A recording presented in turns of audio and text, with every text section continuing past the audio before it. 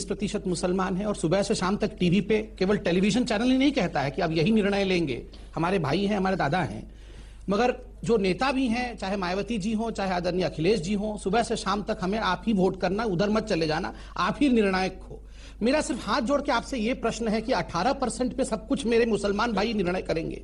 जिस दिन हमारे मुसलमान भाई बढ़ेंगे, आगे बढ़ना चाहिए, 30% हो जाएंगे, आप लोग कहेंगे आप लोग तो वोट भी मत करो, चले जाओ, बाकी लोग सब कुछ निर्णय हमारे मुसलमान भाई ही करेंगे, उनके हाथ में रहेगा। ये किस प्रकार, देखिए मुसलमान भाइयों को कर्ज माफ कर देंगे।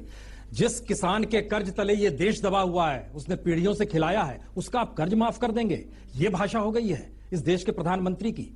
हम आपसे कह रहे हैं, किसने आपको यह हक दिया कि आप कर्ज माफ कर दोगे? अरे प्रधानमंत्री थे, जिस दिन भाषण देते थे आप ही पूछते थे कर्ज माफी कब करेंगे, कब करेंगे। कर्ज माफी कर दिया तो कर्ज माफी क्यों कर दिया?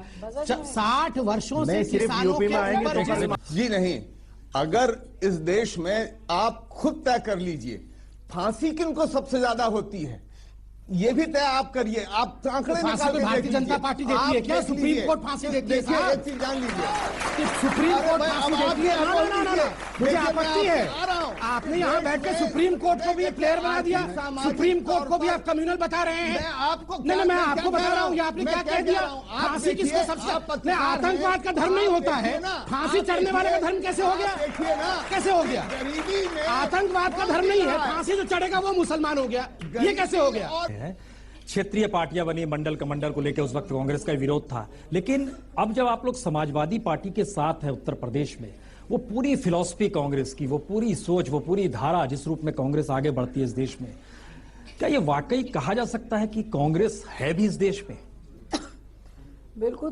वो वोट बैंक 1963 में अमरोहा में बना, जो पूरे देश में फैल गया। एक ही बैंक फल फूल रहा है नेताओं की नजर में, वो वोट बैंक है। दूसरी बात क्या है, श्यामा प्रसाद मुखर्जी इसलिए निकले थे कि नेहरू लियाकत में एक पैक्ट हुआ था, उसमें था कि उसमें नेहरू जी ने पाकिस्तान में रहने वाले हिंदुओं की जो नैतिक जिम्मेदारी थी, चूंकि पाकिस्तान थियोक्रेटिक स्टेट बन गया था, भारत पंथनिरपेक्ष राष्ट्र था, उसकी सारी जिम्मेदारी से अपने को मुंह मोड़ लिया। उसका परिणाम देख रहे हैं, पाकिस्तान में आज हिंदू 1% से कम रह गए, बांग्लादेश में 24% हिंदू थे, वो 6% से कम हो गए हैं। तो ये तो नेहरू ने ऐतिहासिक गलती की, और जो श्यामा प्रसाद मुखर्जी ने ऐतिहासिक निर्णय लिया, और नेहरू की वो ऐतिहासिक गलती थी जो ऐतिहासिक। उन्होंने गुजरात में बिठा रखा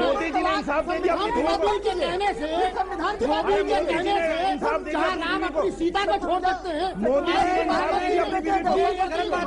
माफी मांगिए,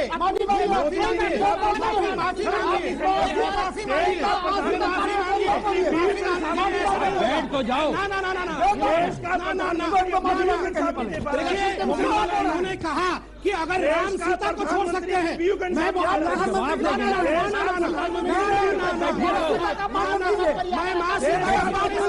बिल्कुल नहीं। माफी मांगिए, हिंदुओं से माफी मांगिए, हिंदुओं से माफी मांगिए, हिंदुओं से माफी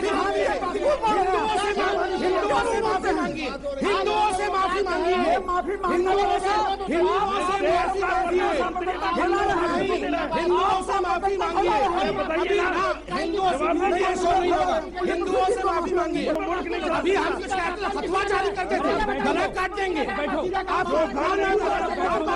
माफी मांगिए। अरे माफी मांगिए, गद्दी छोड़ के माफी मांगिए। ना हम हल्ला के विषय में कुछ बोल रहे हैं, कुछ नहीं बोलेंगे, कभी नहीं।